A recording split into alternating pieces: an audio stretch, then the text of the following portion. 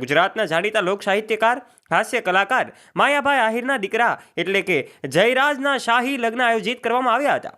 લગ્ન સમારોહમાં હેલિકોપ્ટરમાં તેઓ જાન લઈને ગયા હોય એવી વાતો સોશિયલ મીડિયા પર વાયુ વેગે ફેલાઈ રહી છે અને આ ગુજરાતીઓનો એક અનોખો ભાવ જોવા મળી રહ્યો છે।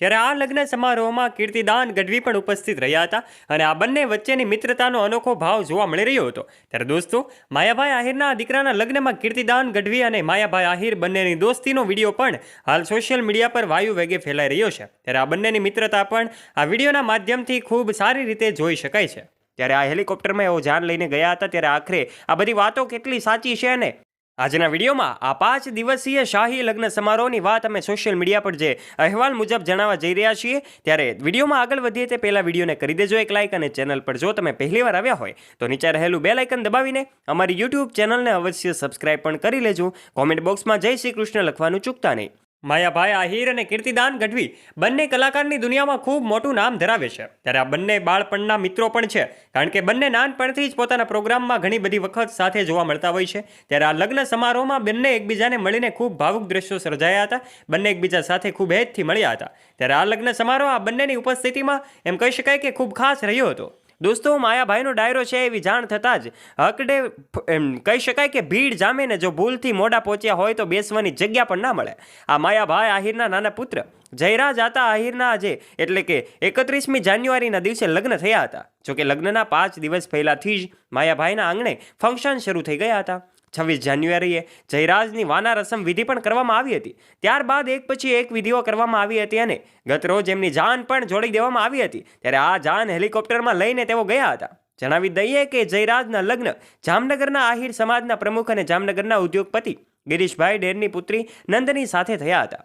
26 જાન્યુઆરીએ જયરાજની વાના રસમ વિધિમાં પણ પૂજ્ય મોરારી બાપુ ઉપસ્થિત રહ્યા હતા અને આ ઉપરાંત વડાપ્રધાન નરેન્દ્ર મોદીએ પણ પત્ર દ્વારા નવ દંપતીના આ સુખી અને સમૃદ્ધ જીવનની શુભેચ્છાઓ પાઠવી હતી। ત્યારે જયરાજની વાત કરીએ તો તેઓ ભાજપના તળાજા તાલુકાના યુવા પ્રમુખ છે અને સામાજિક કાર્યકર્તા પણ છે। તેઓએ કોરોના દરમિયાન ઘણી લોકસેવા કરી હતી। આજે જયરાજના શાહી લગ્ન લાઠી મુકામે આયોજિત કરવામાં આવ્યા છે। તેમાં જાણીતા અજાણ્યા અનેક ઉદ્યોગપતિઓ સાથે જ અનેક દિગ્ગજો પણ ઉપસ્થિત રહ્યા છે। સંતો સાધુઓની ઉપસ્થિતિમાં એમ કહી શકાય કે એમના શાહી લગ્ન સમારોહ આયોજિત કરવામાં આવ્યા હતા। ત્યારે આ લગ્નમાં ગુજરાતના નામાંકિત કલાકારો, રાજકીય આગેવાનો ઉપસ્થિત રહેવાના છે અને રહ્યા જ છે। ત્યારે જયરાજના પિતા એટલે કે માયાભાઈ આહિરની વાત કરીએ તો તેઓ ભાઈબંધીમાં પણ પાછા પડે એવા નથી, કારણ કે દોસ્તો, એમના લગ્ન સમારોહમાં એમ કહી શકાય કે કીર્તિદાન ગઢવી પણ ઉપસ્થિત રહ્યા હતા। ત્યારે ભાઈબંધીની જો વાત કરવામાં આવે તો એમાં ક્યારેય પીછેહટ કરતા નથી। નાના પુત્ર આ જયરાજના લગ્ન પ્રસંગે માયાભાઈએ એમના જીગરી મિત્ર કીર્તિદાન ગઢવીનું જે રીતે સ્વાગત કર્યું તે જોઈને તો ભગવાન રામ અને ભરતના મિલનની યાદ આવી જાય। માયાભાઈ ગેટ પર મહેમાનોના સ્વાગત માટે ઊભા હતા, ત્યારે કીર્તિદાનને આવતા જોઈ તેઓ સામા દોડ્યા અને એમને ભેટીને તેડી લેશે સાહેબ।